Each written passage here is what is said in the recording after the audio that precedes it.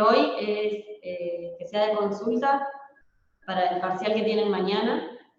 Si les parece, vamos a ir repasando por temas, o sea, vamos a ir nombrando los temas que hay en la unidad, y si tienen una pregunta, levantan la mano, o si ven que yo no los veo, activan el micrófono. Traten todos de tener el micrófono cerrado, así no hay interferencias. ¿Estamos? Antes que nada, para los que habían preguntado en el foro de consultas, hoy a la mañana tratamos de responder todo lo que era de la parte respiratorio, así que para quien haya hecho alguna consulta en el foro, ya quedó la respuesta ahí.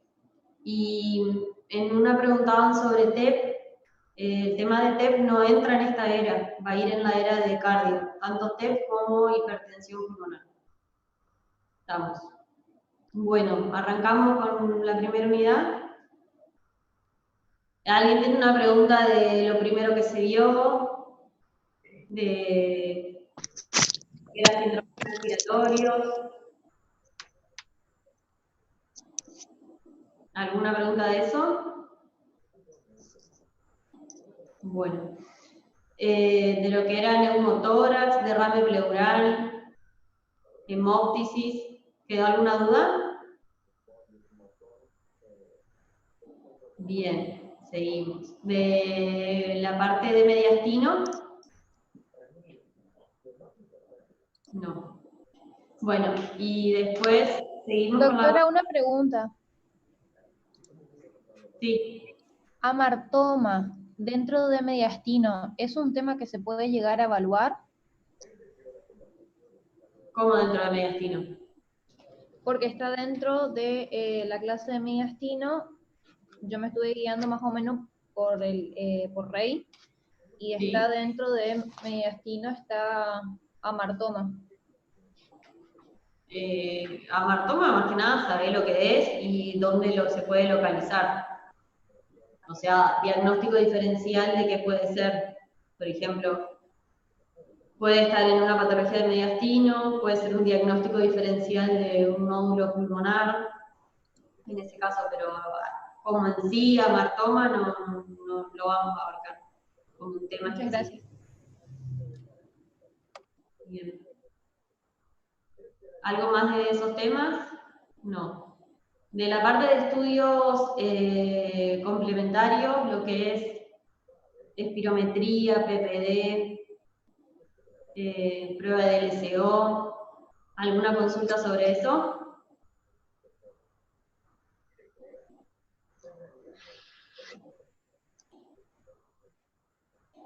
Seguimos.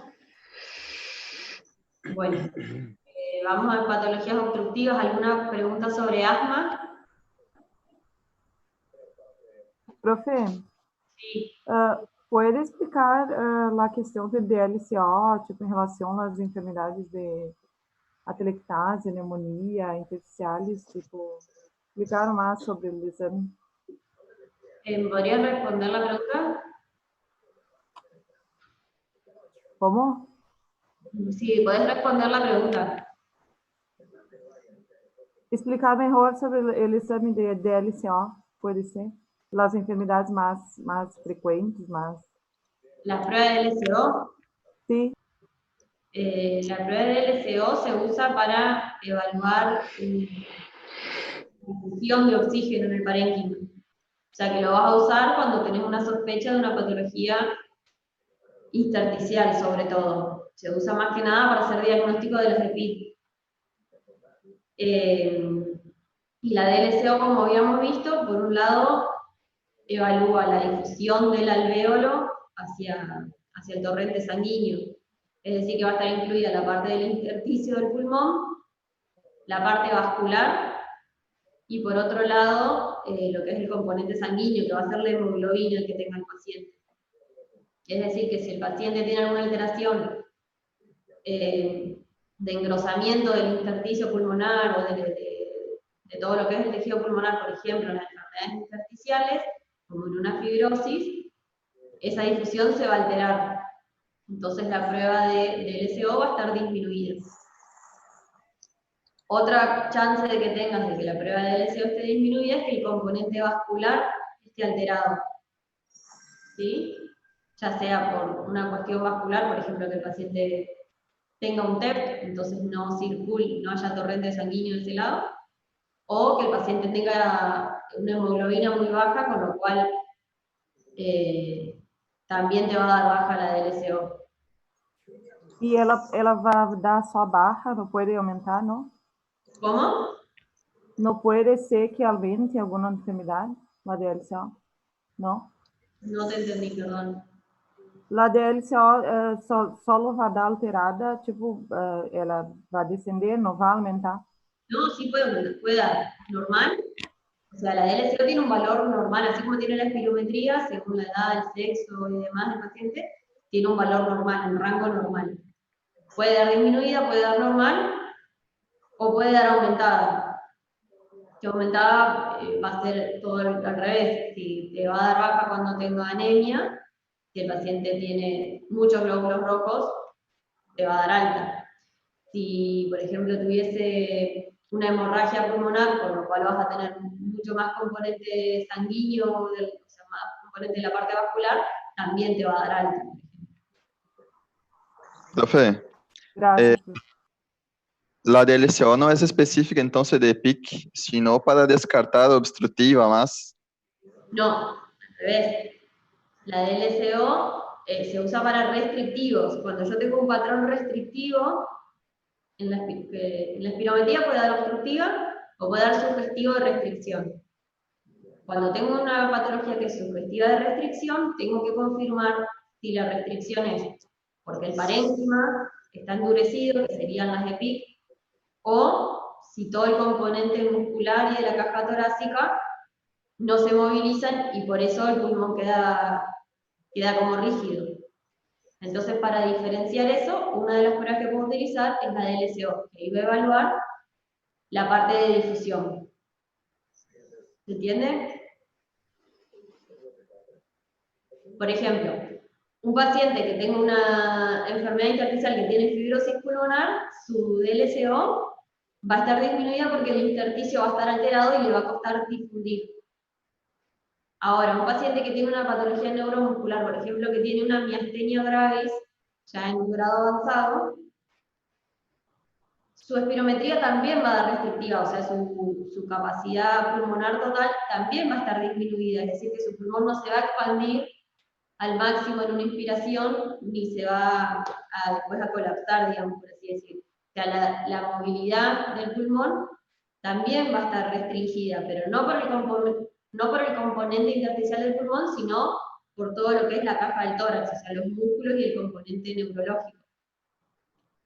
¿Está la diferencia?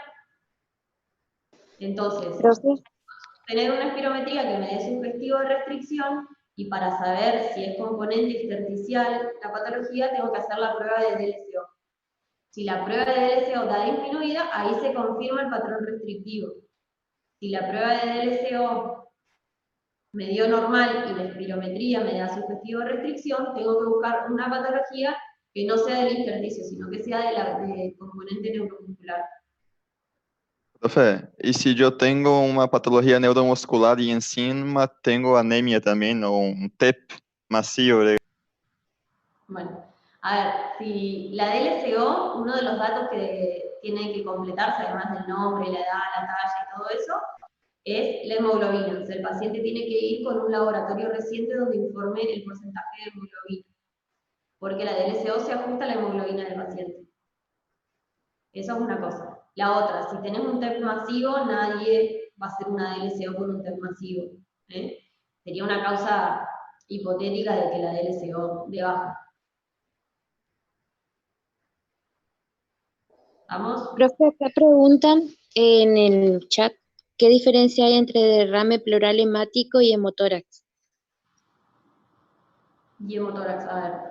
El derrame pleural hemático, dijimos que derrame pleural era, digamos, el derrame pleural es el líquido que se junta entre la cavidad pleural, ¿sí? Entre las dos pleuras, que puede ser trasudado que se filtra o exudado. Y ese exudado puede ser seroso, serohemático, purulento, hemático. ¿sí? El hemotórax es una lesión que se produce en el pulmón, por ejemplo, secundario a un traumatismo, a una lesión punzante, que el parénquima sangra y drena la cavidad pleural. ¿Está? Ahora, ¿cómo sé yo que es hemotórax y que no es derrame pleural hemático? Porque tengo que saber el hematocrito que tiene, o sea, el recuento celular de glóbulos rojos que tiene ese líquido. Si el recuento de glóbulos rojos es similar, primero obviamente con los antecedentes del paciente, si el paciente viene con un traumatismo, o sea, acaba de chocar en el auto y tiene un derrame pleural sanguinolento, obviamente uno piensa que es un hemotórax. Ahora, ¿cuál es la diferencia? Es el porcentaje de células rojas que tiene, ¿sí? La cantidad de glóbulos rojos que tenga. El del líquido pleural es similar al de la sangre. Y el del hemotórax, como está más concentrado, va a ser más alto que el recuento celular sanguíneo. De glóbulos rojos estoy hablando. Está como más concentrado. ¿Me expliqué ahí? Sí, profe. Bueno. Y hubo una pregunta que hizo el doctor Honorat que clasificaba la PPD como prueba diagnóstica. ¿Eso está correcto? A ver, hubo varias preguntas de eso. Yo creo que hace 3 días también en el foro de consulta subimos un artículo sobre PPD. Es un artículo que por ahí creo que eran 5 o 6 hojas, daba muchos detalles, pero hablaba sobre el efecto booster, sobre los falsos positivos, falsos negativos, lo que es la prueba. La PPD es una prueba diagnóstica. Ahora, si yo es una prueba diagnóstica que me sirve para diagnosticar tuberculosis, si se acompaña de la clínica y de los antecedentes del paciente. La PPD de por sí sola me indica que el paciente está infectado o que tuvo contacto con el bacilo. ¿Está? No es pronóstico hace diagnóstico de infección, no de enfermedad. Yo para diagnosticar tuberculosis, aparte de la prueba de PPD positivo, que me dice que el paciente estuvo en contacto con la bacteria, tengo que tener la clínica o las imágenes radiológicas o demás del paciente. O sea, es una prueba para hacer diagnóstico de infección, sí. No, de por sí sola, no hace diagnóstico de tuberculosis. Profe, si Sí. solo PPD der positivo y la baciloscopia der negativo, ¿tiene que hacer el profilaxis? Bueno, ahí es donde tienen que prestar atención. A ver, una cosa es si yo estoy con un paciente que viene con clínica de tos, con expectoración, con fiebre, que yo sospecho de que tiene tuberculosis. Si a ese paciente yo le hago la PPD, es decir, que tiene la clínica y tiene una PPD positiva, ya hago el diagnóstico de enfermedad. ¿Está? A ese le hago el tratamiento. Pero si él es solo de contacto, que tiene contacto con alguno que es familiar, que tiene la enfermedad, pero él no tiene que hacer la profilaxis sí o sí. Entonces, si los contactos no tienen clínica de enfermedad, no tienen imágenes radiológicas de estar con una enfermedad activa y solo tienen una PPD positiva, yo lo que tengo que hacer es evitar que esa infección latente, ¿sí?, pase a ser enfermedad. Entonces, a esos pacientes se les hace quimioprofilaxis. Ahora, si el conviviente del paciente enfermo tiene PPD positiva y además tiene fiebre o tiene tos con expectoración, ese paciente no hace quimioprofilaxis, hace tratamiento. ¿Se entendió? Sí, entendí, gracias. Bien. Hay algunos que están escribiendo por chat. Yo voy a responder a los que hablan y después al final vamos leyendo los chats y seguimos con esa... Doutora, una pregunta. Sí. ¿Cuál sería la diferencia entre el quilotórax y el pseudoquilotórax? Pseudoquilotórax. Uno es colesterol y el otro son triglicéridos. Solamente eso, nada más. Nada más que eso. Y el ADA, en el caso de la tuberculosis, no. ¿Cómo? El ADA para Sí. tuberculosis no sería el caso también de una diferencia, una sospecha de tuberculosis. El ADA también sirve para hacer diagnóstico de la tuberculosis pleural. Si hay un valor estimado que superado ese valor se considera positivo para tuberculosis. Podría buscar en el pseudoquilotórax, el ADA. Si en un kilotórax le podés hacer ADA, Sí, sí, yo puedo hacer en el quilotórax y el pseudoquilotórax, o hago solo en el pseudoquilotórax. si le podés pedir ADA a un kilotórax, Sí, de los dos. sí, se le puede pedir a los dos. Si sospechás que tiene tuberculosis, sí. Ah, bueno, gracias. Pero digamos, que sea el kilotórax o un pseudoquilotórax está asociado a otro tipo de patologías. El derrame pleural por tuberculosis tiene otras características. No suele ser un kilotórax o un pseudoquilotórax. Ah, bueno, gracias. ¿Está? Bien, Doc- ¿algo más? Doctora, una pregunta, pero es solo por concepto. ¿La hemoptisis masiva es la que es mayor a 600 mililitros por día o mayor a 150 por hora o mayor a 400 o cómo es eso? Porque es un poco confuso. Teóricamente, decimos que si es mayor a 600 mililitros día o más de 150 mililitros en una hora, se considera masiva. O sea, Es los dos son un correctos. Lo que yo siempre les digo, nadie va a la guardia con un vasito diciendo escupí 300 mililitros o 400 mililitros, un valor estimado. Si uno lo puede contar, mejor. Pero lo más importante para clasificarse, eso es en teoría, ¿sí? En la práctica lo que uno tiene que tener en cuenta es lo que le decíamos, el estado del paciente,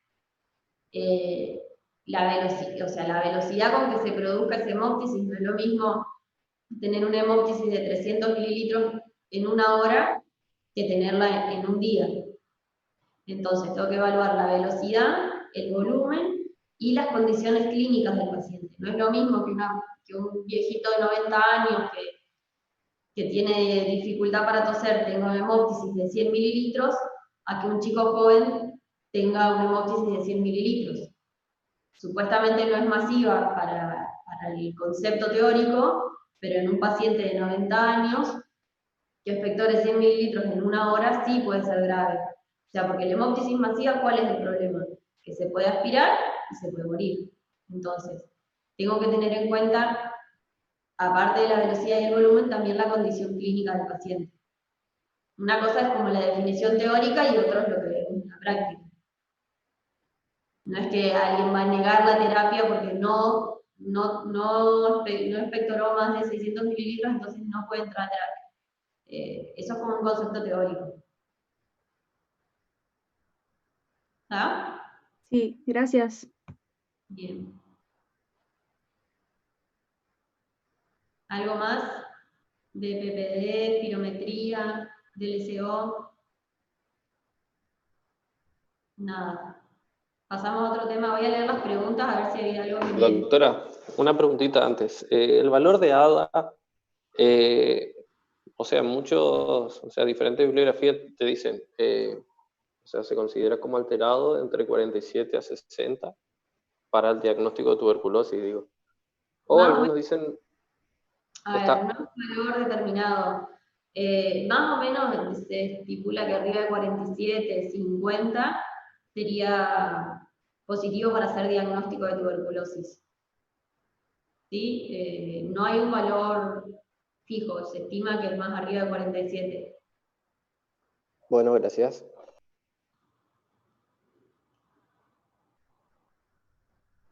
Bueno, acá en el chat preguntaban lo de kilotórax, que ya lo dijimos. ¿Qué más? Se escucha. PPD si sirve como prueba diagnóstica o no, eso ya lo dijimos. Y creo que ya respondimos todo lo que está en el chat. Bien, seguimos. Doctora, Pasamos a... Sí. disculpe, en el manejo de un paciente hipercárnico crónico, la oxigenoterapia, ¿cómo yo sé que él es hipercárnico crónico, digamos, y no ponerle un oxígeno al 100% y deprimirle el centro respiratorio? ¿Cómo me doy cuenta? ¿Empiezo bajo con el oxígeno y voy subiendo? A ver, si vos tenés un paciente que tiene hipercapnia crónica, obviamente su PCO2 va a estar alterada, va a ser alta, pero a nivel renal, o sea, lo que es el componente del bicarbonato, la fórmula del pH, va a estar compensando, ¿sí? Esa hipercapnia va a estar compensada por un mecanismo renal. Ahora, si tu paciente tiene una patología aguda y entra en insuficiencia respiratoria, vos lo que tenés que priorizar es la insuficiencia respiratoria.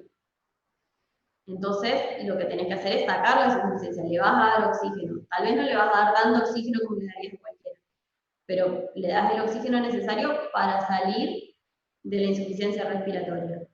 El tema de la hipercapnia después se va a ir regulando. Es lo que por ahí se llama hipercapnia permisiva, porque uno puede tolerar que tenga un poco más de PCO2 de lo normal, porque primero que está acostumbrado, y después que se va a ir manejando. Si está con ventilación mecánica invasiva o no invasiva, o sea, con BNI o con ARM, eso es más fácil de manejarlo, ¿sí? Porque ahí uno puede poner la PIP y ir regulando eso, entonces es más fácil controlar que no haga hipercapnia. Pero si el paciente está con un oxígeno a bajo flujo y está en insuficiencia respiratoria, uno prioriza la insuficiencia respiratoria.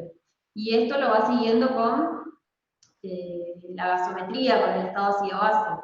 Obviamente, vas controlando la PCO2 siempre y cuando el pH no se ponga ácido, ¿sí? El paciente crónico tiene como más elasticidad en eso. ¿Está? Gracias. ¿Qué más? ¿Cambiamos de tema? Doctora, sobre el asma, ¿en qué momento se le está indicado el cromoglicato de sódico? Porque en el MIR hay una pregunta que lo tiene como correcta como tratamiento de mantenimiento, pero no me acuerdo de que haya leído en los escalones. A ver, ahí me hicieron una pregunta por el chat que ya la respondemos. El cromoglicato de sodio está indicado en ciertos pacientes como una opción extra del tratamiento, no es el tratamiento que se usa a diario. Y antes se usaba mucho en pediatría, pero es como una tercera opción, es como hablábamos la otra vez en el práctico. Hay pacientes que por ahí tienen, determinados pacientes que tienen indicación de usar montelukast o de usar teofilina, y es porque cumplen con ciertos requisitos clínicos. Es como una opción más al tratamiento para mejorar, pero no es que a todos los pacientes se les va a indicar. Gracias. Otra pregunta. En el asma persistente, no sé si yo entendí mal, pero lo tengo como el escalón 3 y 4 para tratamiento del asma persistente moderado. ¿Puede ser? ¿Y cómo sé, o sea, porque son los mismos síntomas, son los mismos criterios, cómo sé cuándo le sube escalón, cuándo le bajo o cómo procedería? Bueno, ahora vamos a hablar bien del asma. Antes, para cerrar el tema, y acá estaban preguntando en el chat, el PIP está asociado al CPAP y se configura el mismo. No es lo mismo. A ver, una cosa es la intubación. Acá me preguntan sobre la PIP y si está asociado al CPAP. No es lo mismo la intubación mecánica que el CPAP. Lo que hace el CPAP es mantener una presión de inspiración y expiración para que no se colapse la vía aérea, ¿sí? Sería como una PIP, que no es lo mismo que la de la ventilación mecánica. ¿Está? No se mezclen ahí. Volvemos al asma. El escalón 3 y 4 decimos que es un asma persistente moderado. ¿Qué te va a hacer la diferencia si está en el escalón 3 o en el escalón 4? La cantidad de síntomas que tenga el paciente. Hay un cuadro, cuando ustedes evalúan al paciente para saber si está si es asma leve, intermitente, persistente, moderado, lo que sea, tienen que evaluar si tiene síntomas de día, si tiene síntomas de noche, si puede hacer actividad física, cuál es su VEF o su pico flujo, si usa o no medicación de rescate diario. Ya que tenga síntomas a la noche y que tenga síntomas todos los días, es un asma moderado. Ahora, si tiene síntomas de día, síntomas de noche y limitada actividad física, obviamente va a ser un escalón 4. ¿Está? ¿Y cómo elijo o no? A ver, si es la primera vez y tiene muchos síntomas y no tiene ningún tratamiento, empezá con una dosis media de corticoides. Si no responde, te da chance de subirle un poco más los corticoides inhalados. ¿Está? No Sí, sé gracias. qué había sido la pregunta. Te tenés que fijar más que nada qué síntomas tiene el paciente. No es lo mismo un paciente que puede dormir bien todos los días que el que se despierta con broncoespasmo todas las noches. Ese ya sería un asma más moderado, un escalón 4. Gracias. Bien. Doctora, cuando usted se refiere a que aumentan más las dosis del corticoide inhalatorio, ¿son 2 PAF? ¿Le tendría que dar 2 más? ¿O cómo? No. No te escuché bien, pero creo que me preguntás la dosis del corticoide inhalado.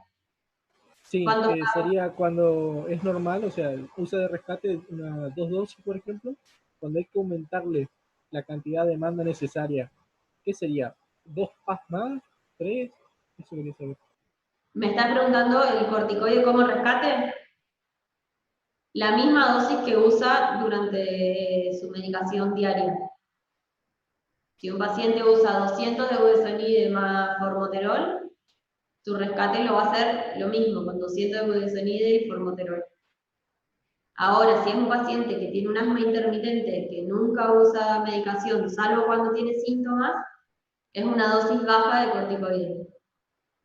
Si el PAF que tiene, depende del corticoide inhalador que use, una dosis baja puede ser 125 de fluticasona o 200 de budesonide.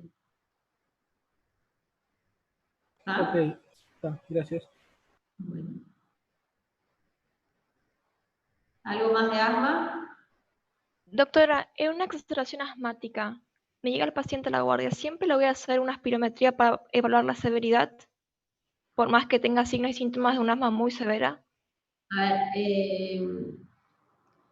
en la práctica de verdad, primero que si el paciente está muy exacerbado no se le puede hacer espirometría, lo que se usa es el pico flujo en la guardia.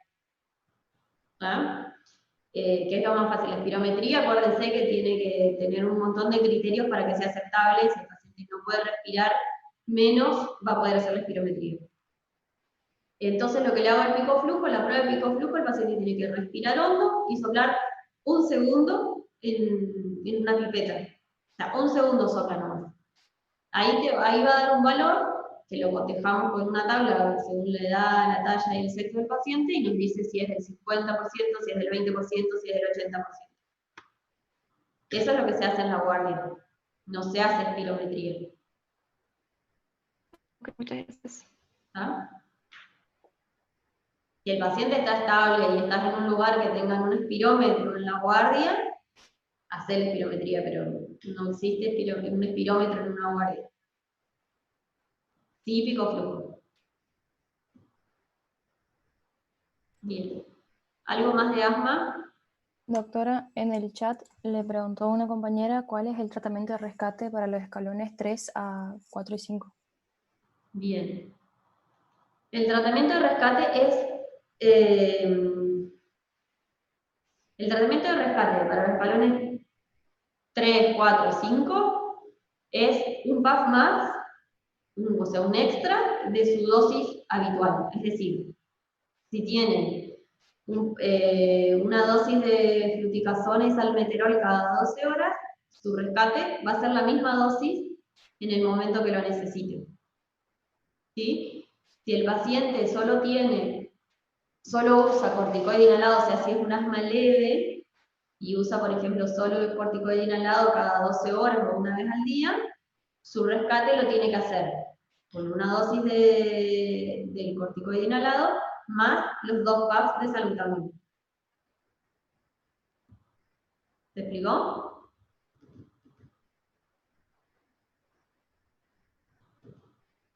Si el paciente ya tiene tratamiento, usa el mismo tratamiento como de rescate, se hace un puff extra.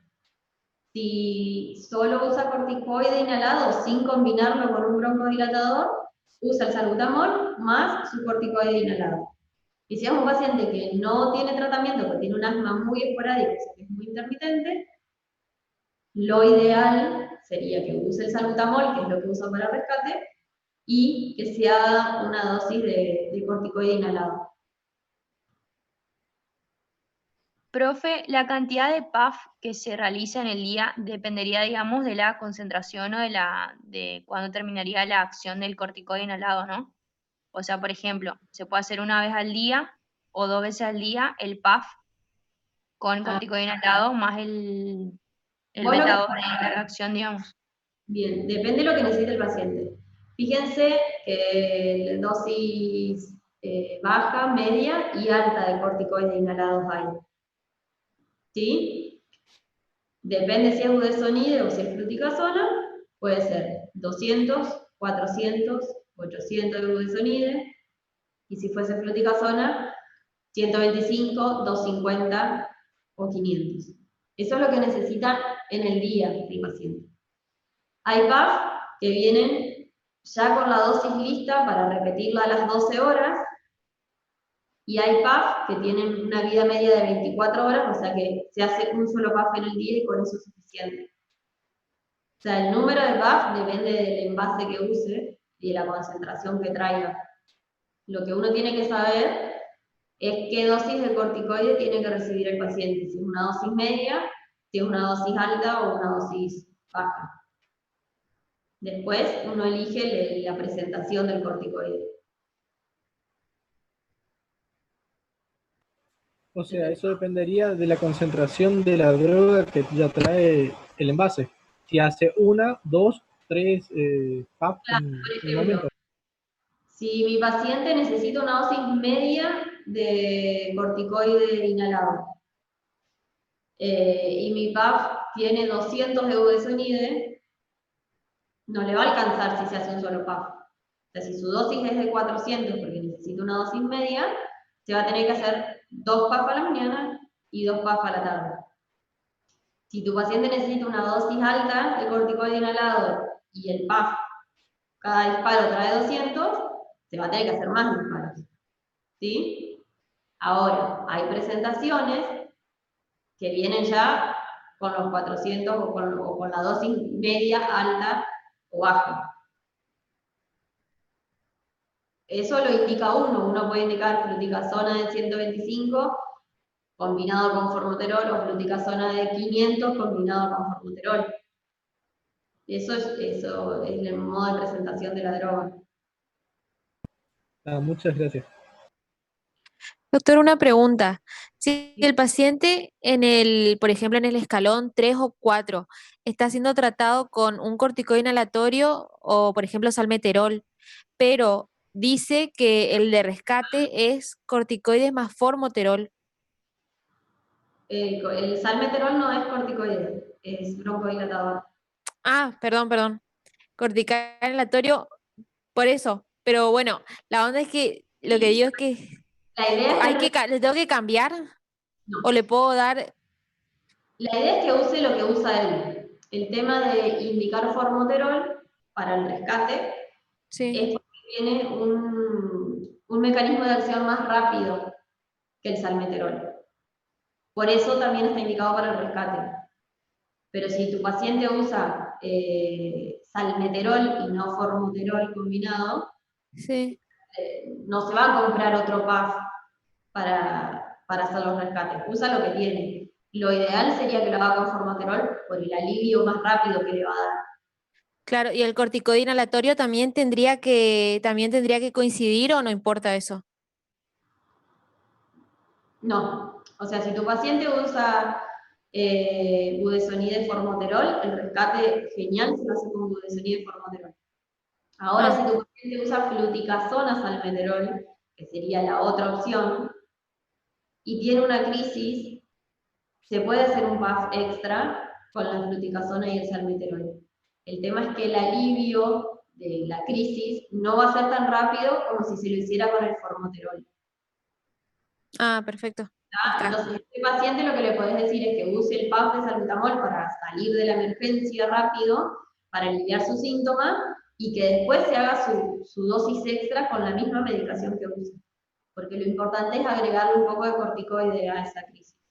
Ah, entonces ahí agrego salbutamol, o sea, perfecto, está. Gracias. Sí, pero, o sea, como el salbutamol es lo que más rápido le va a aliviar, se puede hacer el salbutamol para salir del ahogo, pero después que se haga su dosis de corticoide. Está, gracias. Bueno. Profe, Sí. em relação à pressão arterial de O2 e o fluxo inspiratório de O2, ¿se consigue decir si el paciente tiene que ir a ventilación mecánica o solo por eso, independiente de la clínica? No te entendí. Ponete un poquito más lejos del micrófono porque retumba un poco. Sí, si el paciente, tipo, independiente de la clínica, la presión arterial de O2 y el flujo inspiratorio de O2, solo con esos valores yo consigo decir si el paciente necesita de ventilación mecánica o no? No te ¿Alguien me entendió y me puede, porque me retumba mucho? O si querés escribir la pregunta. Sí, el paciente, independiente de su clínica, pero con los dados de presión arterial de O2 y flujo inspiratorio de O2, independiente de su clínica, yo tengo los valores y consigo decir si el paciente necesita de ventilación mecánica solo con esos valores, con la relación PAF, o no se consigue decir, tiene que ter, depende, como se dice, doctora Nora. Creo que lo que me estás preguntando es si desatura y si tiene una PO2 baja, pero clínicamente está bien, si va o no a terapia. Sí, si yo consigo tener un manejo solo con esos valores. A ver, la idea es que no vaya a terapia, pero si tiene una PO2 baja y desatura, no va a estar bien. Entonces, independiente de la clínica, yo consigo decir, entonces. Es que esos gases van a acompañar a la clínica del paciente, porque el paciente empieza a tener una PO2 baja y una PCO2 alta por una alteración mecánica de la ventilación, por lo cual tu paciente no va a estar estable si tiene esa gaso. Sí, entendí. Gracias. Ahí tendría que mirar más el estado de ácido base, digamos, cómo está el paciente. A ver, un paciente que está en acidosis respiratoria no va a estar sentado en la sala de espera ni sentado en la camilla, va a estar somnoliento y ya para la terapia, ¿sí? Digamos, no es que va a estar clínicamente estable y va a venir caminando y va a estar en una acidosis, no concuerdo. Digamos, porque la acidosis respiratoria a la que se llega es producto del agotamiento. Sí, yo pregunto porque es muy rápida las cuestiones y tiene que tener ya una respuesta, ¿no? Porque, tipo, una cuestión que puede salirse, ¿no? No entendí, perdón. No dijo nada, profe, dijo que pregunta porque las cuestiones son complicadas y poco el tiempo para leerla y pensar. Ah, ok, perdón. Es como que me retumba un poco el micrófono. Bien, acá en el chat me preguntan algo de bronquiectasias y después para TBC. Ya vamos a ir a TBC. ¿Algo más de asma? Sí.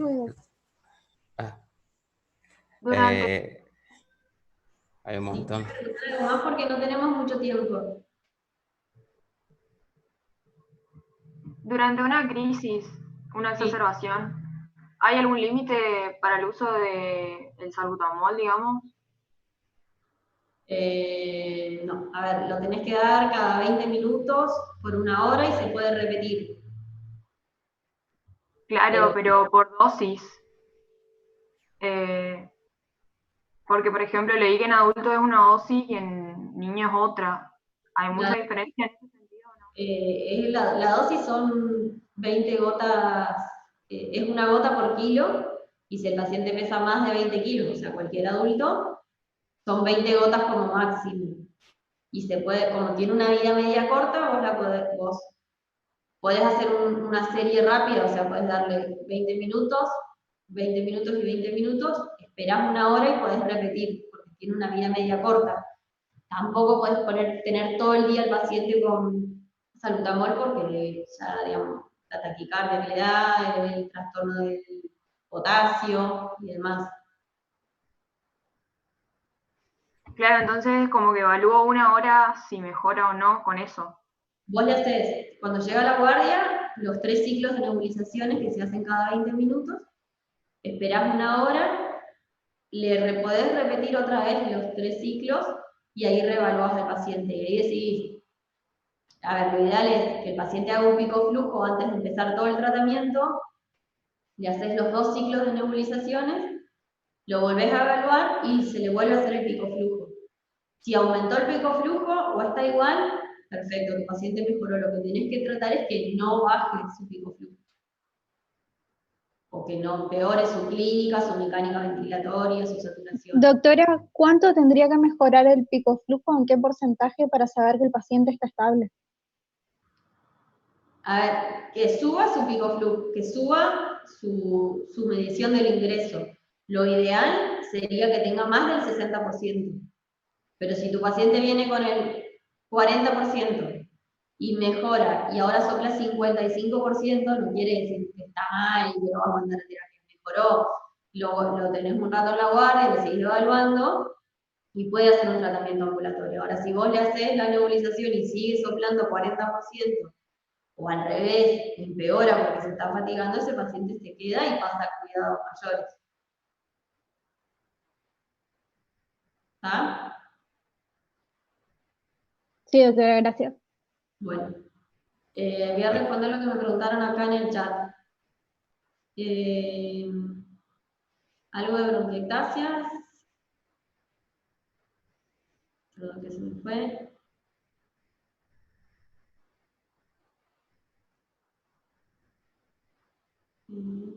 Respecto a la neumonía, ¿qué tenemos que saber sobre las vacunas? ¿Qué dosis, a qué edad y cómo?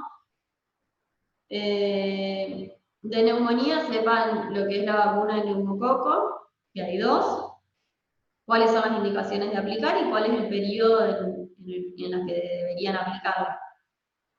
Y bueno, y la antigripal obviamente que se aplica todos los años y a quiénes.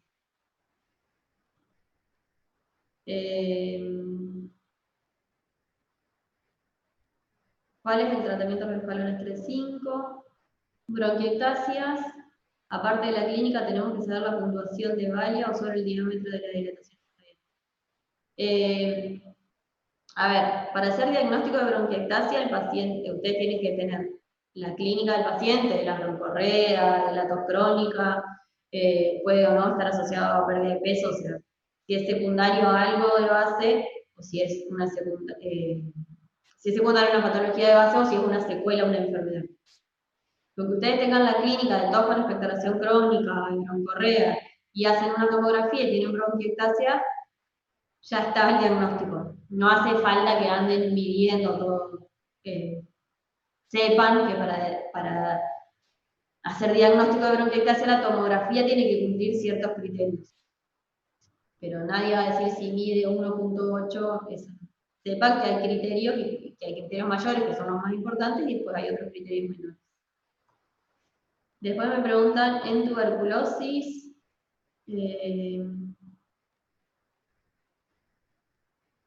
¿Algo más de asma? Acá me preguntan si se usa adrenalina, en qué situación. La adrenalina la usamos ya cuando el paciente está en la terapia y como previo a la intubación, ¿no? En esa situación.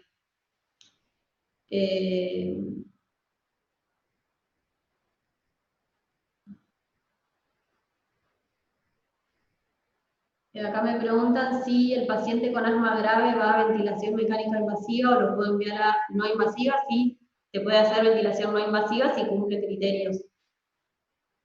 O sea, hay criterios para invasiva y criterios para no invasiva, uno puede elegir. Doctora, una consulta sobre asma. Sí. En el grado 3, o sea, en crisis asmática, generalmente un paciente llega a la guardia después de haberse hecho un tratamiento en su casa que no responde. Por ejemplo, en asma de grado 3, ¿cómo sería el tratamiento? ¿Cómo continuaría yo el tratamiento en la guardia? Después que el paciente ya se aplicó. En la guardia vos le haces el tratamiento de una crisis, le haces las nebulizaciones, le haces el corticoide vía oral o endovenoso según el estado del paciente, y según requiera o no, le haces los estudios complementarios, ya sea ácido base, laboratorio de rutina, radiografía, si lo necesitas. Lo tratás como una crisis, leve o grave, de acuerdo a la clínica del paciente. No tiene que ver con su tratamiento de base. Después, para cuando vos le des el alta, ahí sí cambia, porque no se va a ir con su... Si estaba cumpliendo bien su tratamiento, lo que vas a hacer es subirle un escalón por 3 semanas, y si no tenía tratamiento, le pones tratamiento de acuerdo a los síntomas que tenga a diario el paciente. Pero la crisis es una crisis. La crisis se trata con broncodilatador y con corticoide sistémico en ese caso, no inhalado, sistémico, que va vía oral o vía endovenosa de acuerdo a las condiciones del paciente. Claro, en caso que está en un asma severo, que tenga un BEF, por ejemplo, de 40 o menor de 40, eso sería que está en una etapa severa, y ahí yo, aparte de la oxigenoterapia que tengo que hacer, que ver cuánto satura, tengo que agregarle corticoide, tengo que agregarle magnesio, por ejemplo, a todo lo que venía tomando ya. ¿Cómo?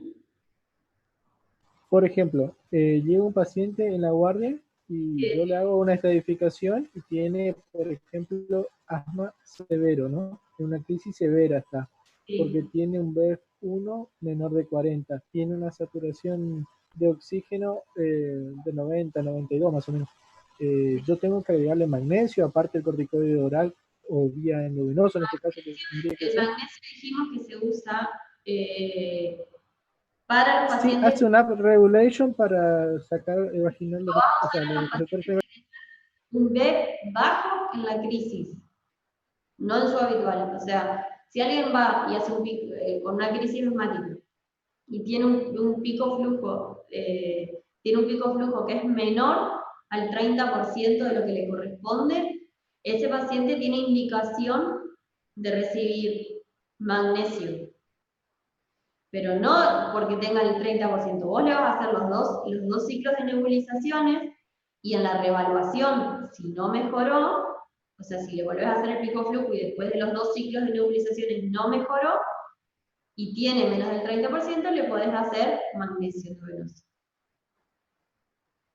¿Está? Ok, sí, eso quería saber porque me quedaba las dudas de cuándo usar, cuándo no, o cómo seguir el tratamiento, porque si el paciente ya me cae con un tratamiento, ¿cómo continuar el tratamiento en ese caso?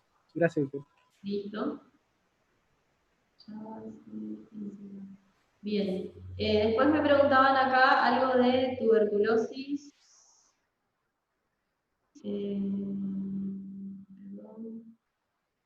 Me fue la pregunta. ¿Algo más de asma? Si no, pasamos rápido a otra cosa.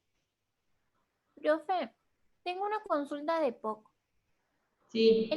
En el EPOC descompensado, ¿en qué casos yo le tendría que dar corticoides? Yo tengo anotado que le doy corticoides inhalados en una crisis si él ya tenía prescripto.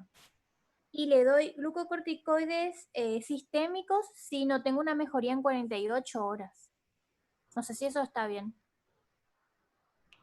Perdón, repetime. En un EPOC descompensado. Sí. ¿En qué condiciones yo le tengo que tratar con glucocorticoides? ¿Oral?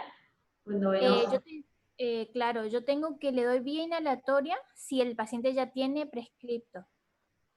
Y si el paciente ya recibía medicación de base, o sea, medicación diaria con corticoides inhalados, sigue con su corticoide inhalado. O sea, sigue con su medicación de base. Y en la reagudización tiene que agregar corticoides sistémicos vía oral o endovenoso, de acuerdo a la clínica del paciente. Si tiene una reagudización por una infección, el antibiótico. Y lo que voy a agregar es los ciclos de nebulizaciones, con broncodilatadores de acción corta. Claro, entonces no es necesario esperar 28 horas. No. De hecho, al empezar los corticoides sistémicos, al momento de que empezás todo el tratamiento, y por un ciclo corto, o sea, se usa más o menos 5 a 7 días, y se suspende. O sea, porque se vio que eso mejoraba, lleva una mejoría más rápida, que no altera tanto el BF1 y demás. Por eso se usa. O sea, solamente tengo en cuenta por qué descompensó, sería. Para Sí, decidir. el paciente se descompensó porque había abandonado su medicación. Le pones su medicación de base, le haces un ciclo de corticoides corto, broncodilatador nebulizado y listo. Si descompensó porque tiene una neumonía, le haces el tratamiento de la neumonía, corticoides sistémicos, un ciclo corto, y broncodilatadores nebulizados, bueno, bajo. Y obviamente el oxígeno, si lo requiere. Gracias. Bien. Acá me preguntaban algo de TBC, si las lesiones primarias son comunes en los superiores y en el SIP. El que me preguntó lo de TBC, la respuesta es sí. ¿Qué más?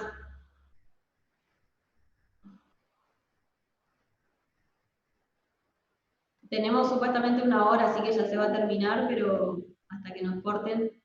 ¿Algo de POC? Para una pregunta que no me quedó claro.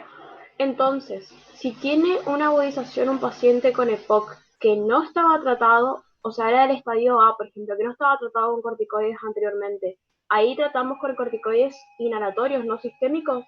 No. Cuando yo digo no estaba tratado, es que no estaba cumpliendo tratamiento.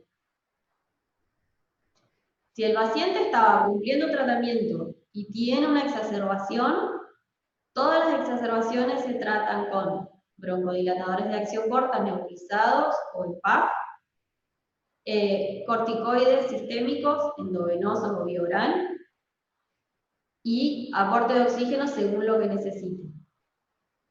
Eso es para todos. Si la reagudización fue porque era un paciente que abandonó su tratamiento, reinicie su tratamiento.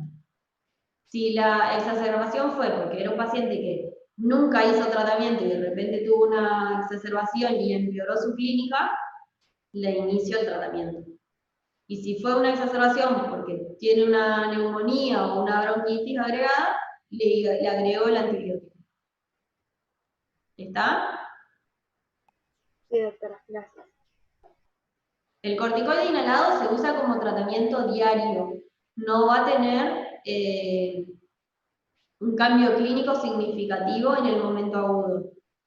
Sí, uno lo puede indicar desde que se interna, digamos, por la exacerbación, como para ya ir generando la costumbre de usarlo.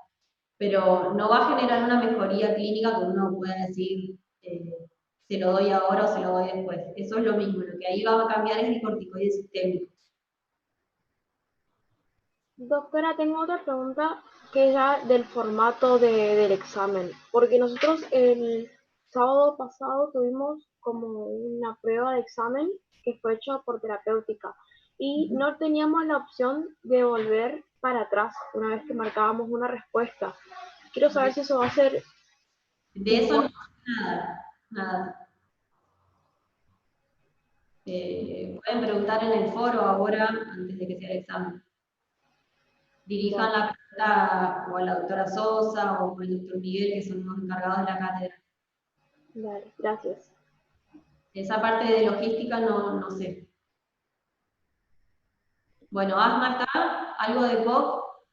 Doctora, ¿y al paciente de POC se le da antibióticos ante neumonía y bronquitis nomás? No, ante cualquier cuadro que sea infeccioso. Por lo general va a ser una neumonía o una bronquitis. A ver, principalmente son virales las exacerbaciones, pero se suelen puede infectar con bacterias, entonces la mayoría se les da antibiótico. El tratamiento de base serían solo los broncodilatadores. Supongo que me están preguntando, acá en el chat alguien pregunta si son solo los broncodilatadores. No, el tratamiento de base en el EPOC es la broncodilatación, sí. Algunos, que son los del estadio, los del Gold-D, ¿sí? Tienen además corticoides inhalados, pero en el EPOC lo más importante es la broncodilatación, que esa es la diferencia más importante que tiene con el asma. El asma es inflamatoria, con lo cual el tratamiento de base es el corticoide inhalado para desinflamar. En el EPOC el problema está en la arquitectura del bronquio y no tanto en la inflamación. Entonces lo que tengo que hacer es broncodilatar y no desinflamar tanto como en el asma. Bien. Algo más. Acá me preguntan, ¿el oxígeno domiciliario en EPOC está indicado para pacientes con...? El oxígeno domiciliario se usa cuando tienen desaturación, o sea, cuando cuando tengan insuficiencia respiratoria, o cuando tengan desaturación en la marcha, es decir, pacientes que tengan una PO2 de 60, pero que cuando caminan, por ejemplo, van hasta el baño o a la cocina en su casa, ahí cae la saturación, ese también le voy a indicar. Al que tenga una cardiopatía agregada, aunque no esté en insuficiencia respiratoria, y a los que tienen poliglobulia y a los que tienen hipertensión pulmonar. O sea, si tienen menos de 55, le indico el oxígeno, y si tienen 59, 60, y esa PO2 cae cuando están en movimiento, tienen cardiopatía o tienen poliglobulia, también se les indica oxígeno domiciliario. Bien. ¿Qué más? ¿Algo más de tuberculosis? Bien. ¿Neumonías? Nada. ¿Neumonías de inmunocompromiso? ¿La saben todo? Bien, ¿alguien que quiera preguntar de cualquier tema? Así aprovechamos. Y si no, ya cerramos. ¿El tratamiento, con qué droga tendría que seguir, o sea, el tratamiento de la neumonía típica de la comunidad? Eso quería saber. En pacientes mayores, por ejemplo, de 65 años, que tengan conmovilidad y eso. ¿Cómo seguir? O sea, me refiero, ¿cuáles serían las drogas de primera línea? Si tiene más de 65 años, neumonía de la comunidad, amoxicilina con clavulánico. Y si tenía, esa es la primera indicación. Si después si tiene alergia, le podés dar levofloxacina. ¿Esa es tu pregunta? Sí, esa es la pregunta porque decía que justamente en esos pacientes que ya estaban con deterioro de la calidad de vida, el clavulánico podía dar alteraciones gastrointestinales, podía producir diarrea, se podían decir acá más, por eso quería sacarme esa duda. Ahí vas a la segunda opción. A ver qué me preguntan acá en el chat los que no se animan a hablar. A ver, un paciente de 70 años, ex fumador, tiene desde hace un mes expectoración hematoica, difonía, hepatomegalia, alteración de las enzimas y una masa iliar en la radiografía de tórax. ¿Cuál de los siguientes debe ser el diagnóstico de presunción que permitiría orientar la pauta de estudio más eficiente? Perdón, me fue equivocado. Bueno. Un poco de cáncer de pulmón en general. Cáncer de pulmón en general, cáncer de pulmón tienen que saber qué tipos hay, cuáles son los factores de riesgo para desarrollarlo, cuáles son, por ejemplo, los lugares donde puede hacer metástasis, o sea, cómo voy a estudiar el cáncer de pulmón en sí, si lo puedo estudiar por una fibrobroncoscopía, por un estudio del puto, si requiere alguna punción, alguna biopsia, qué caso cada uno, dónde puede hacer metástasis, cómo voy a estudiar esas metástasis, cómo se estadifica y de acuerdo a cómo se estadifica, cómo se trata. La estadificación del cáncer de pulmón van a ver el TNM, que es larguísimo. Ustedes lo que más tienen que saber es si tiene ganglios en el mediastino, o si no tiene ganglios en el mediastino, y si tiene metástasis a distancia. Entonces, en uno puedo hacer tratamiento porque puedo hacer cirugía y se termina la historia, pero si tiene compromiso en el mediastino, o tiene compromiso en los ganglios del otro lado del pulmón, o tiene metástasis a distancia, ahí va a cambiar el tratamiento. Después sepan lo que es un nódulo pulmonar, cuáles son los diagnósticos diferenciales, cómo se estudia el nódulo pulmonar, qué tipos de síndromes paraneoplásicos están asociados al pulmón, lo que es la sintomatología del tumor en el vértice del pulmón, que tiene una clínica específica, y creo que con eso más o menos les alcanza. Tratamiento de neumonía aspirativa y absceso de pulmón es ampisulbactam. Neumonía aspirativa, sí, es ampisulbactam, y se puede usar clindamicina también para lo que es la parte de anaerobios. Y cuando es absceso pulmonar, se usan las mismas drogas, pero lo que por ahí se hace es usar el doble de la dosis, es decir, usar 3 gramos de ampicilina sulbactam. Doctora, una pregunta. En esa misma que es del absceso, ¿se puede usar ceftriaxona? También se puede usar ceftriaxona. A ver. O sea, la combinación con clindamicina. Claro. Uno tiene que saber el contexto del absceso. Hay abscesos que se producen por aspiración, hay abscesos que son secundarios a estafilococo, y hay abscesos que son secundarios, no sé, a que hay un tumor adentro del bronquio, con lo cual toda la parte que sigue ese bronquio no se ventila, entonces se necrosa y se absceda, entonces los gérmenes ahí cambiarían. Lo ideal es tratar la flora habitual del pulmón y pensar en los gérmenes anaerobios. Por eso le agregamos la clindamicina o en algunos casos el metronidazol. Ahora, si el paciente es un enolista que se aspiró, también va a cambiar un poco porque se asocia más a la flora de la boca en ese caso. Y si bien usamos las mismas drogas, en el absceso, a veces en algunos casos puede ser quirúrgico, o sea, necesitan de drenaje, y en algunos casos con duplicar la dosis, es decir, en vez de darle 1,5 de ampisulbactam, le doy 3 gramos, es suficiente, con eso mejora.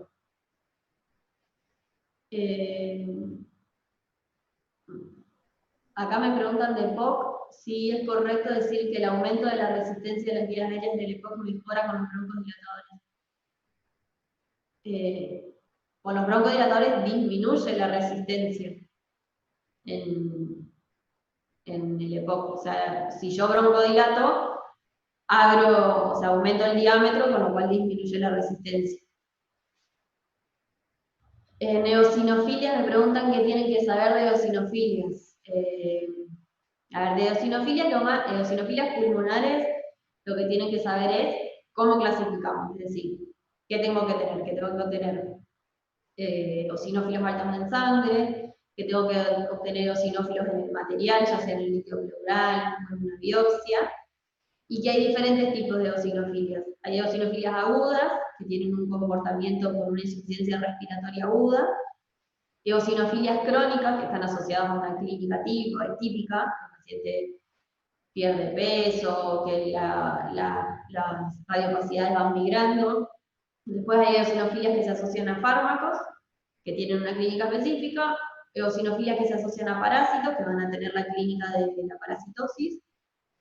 Y después hay algunas enfermedades como las vasculitis, que también tienen una clínica especial. O sea, en sí lo que es la eosinofilia pulmonar es eosinofilia en el parénquima, que la diagnostico con el lavado pulmonar o con una biopsia, más la eosinofilia periférica, es decir, la eosinofilia en sangre.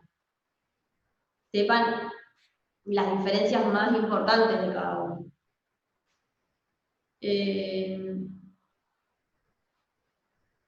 Acá me preguntan si es más común en hombres, en mujeres. No, en cuanto a eosinofilia, no se detengan en esos detalles.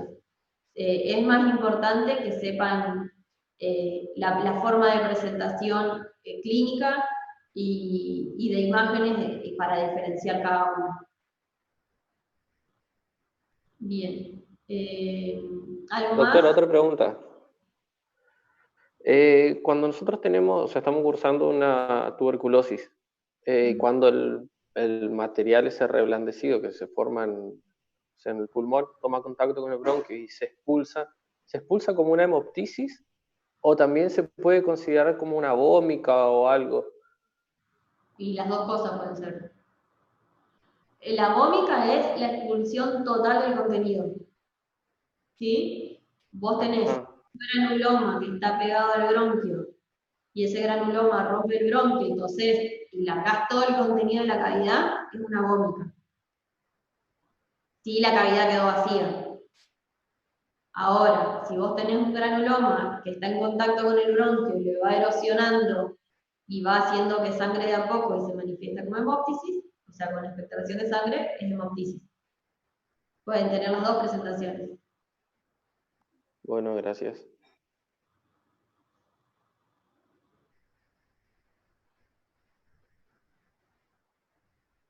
Acá me preguntan si la poliglobulia es solo en pacientes con EPOC, predominio bronquítico.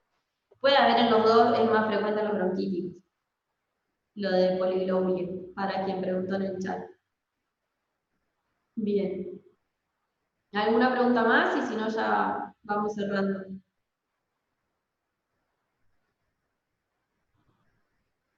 ¿Estamos? Bueno.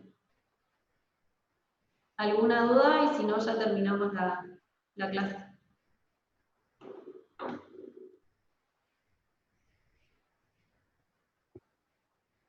¿Estamos? Profe, Sí. ¿está bien si digo que la broncorrea es una secreción excesiva de mocos? Porque por ahí se me confunde con vómica. ¿Broncorrea y vómica? Sí. No, son totalmente opuestos. Broncorrea es el paciente que tose y expectora en todo momento, todos los días. Por ejemplo, alguien que tiene bronquiectasia, está constantemente produciendo moco, tose y expectora, tose y expectora. La vómica es la expulsión total del contenido. Por ejemplo, yo tengo una cavidad de tuberculosis, tengo una cavidad porque tengo un parásito, o lo que sea, lo que hace es que el contenido se expulsa, y se expulsa como un vómito, que expectora todo a la vez, ¿sí? Por eso se llama vómito, pues más, tipo, parece un vómito. Y lo expulsa y ya está, y se terminó el cuadro. En cambio, el bronquítico todos los días forma ese moco y lo va alargando. Digamos, son dos situaciones distintas. Gracias. Acá me preguntan, tumor para variar, hay que hacer endoscopía con biopsia, ¿cierto? Sí, o sea, para diagnosticar el cáncer necesito tener material, necesito tener células. Si puedo hacer una biopsia, hago biopsia, y si tengo una lesión, si el paciente tiene hemoptisis o expectora, le puedo pedir una anatomía patológica del esputo para que analicen las células que expectora y puedo llegar a encontrar la célula tumoral ahí. En ese caso, ¿también se puede hacer una pletimografía o no? Una pletismografía. Sí, por la zona, por la ubicación iliar, que sería, ¿o no? No, pero la pletismografía es otra cosa. No, no va. Ok, gracias. Bien. ¿Algo más en el chat? Listo. Bueno, ¿estamos? Cerramos entonces. ¿Ninguna otra duda? Bueno, suerte para mañana. Y el tema de la modalidad o eso que me habían preguntado, fíjense si lo ponen en el foro y dirijan directamente la pregunta a la doctora Sosa, que es la que se encarga, digamos, que es la coordinadora de la cátedra, a ver si le pueden responder eso. ¿Estamos? Bueno, éxitos para mañana. Chao. Gracias.